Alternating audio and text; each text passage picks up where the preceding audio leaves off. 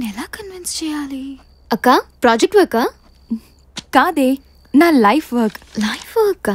నాన్న రూమ్ లో ఎక్కడ పెడితే బాగుంటుంది? దిండు. దిండి కింద పెడితే నాన్న లేవగానే చూస్తారు.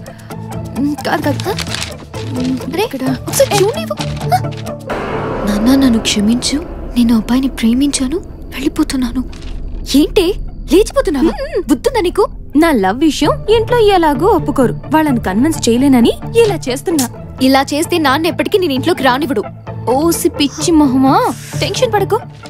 నాన్నకి నీకంటే నేనే చాలా ఇష్టమని తెలుసు కదా, నన్ను చూడకుండా ఉండలేరు. 10 రోజుల్లో ఫోన్ చేసి పిలిపిస్తారు చూడు. ఇష్టం అని చెప్పి నీ ఇష్టం వచ్చినట్టు చేస్తావా? ఇలాంటి వెదో ప్లాన్లు మానే. నాకు వారం రోజులు టైం ఇవ్వు.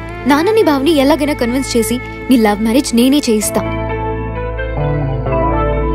సరేనా? నన్ను నమ్మవే, ప్రామిస్. సరే ట్రై చెయ్యి. వారం రోజుల్లో నీ వల్ల కాకపోతే నాన్న రూమ్ లో ఈ లెటర్ పెట్టి వెళ్ళిపోతా. నాకిప్పుడు వాడే దిక్కు. ఎక్కడున్నావ్రా?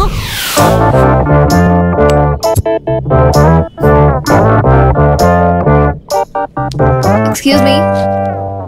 నీ డీల్ ఒప్పుకోవట్లేదు, డిస్టర్బ్ చేయకు. అమ్మాయిలన్న తర్వాత బై డిఫాల్ట్ నోరు జారుతూనే ఉంటారు. దాన్ని సీరియస్ గా తీసుకుంటే ఎలా? అర్థం చేసుకోవాలి.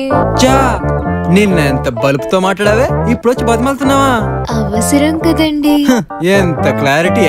బాడీ లాంగ్వేజ్ మార్చి బుట్లో వేసుకుందాం అనుకుంటున్నావా? పగదక్క. నో.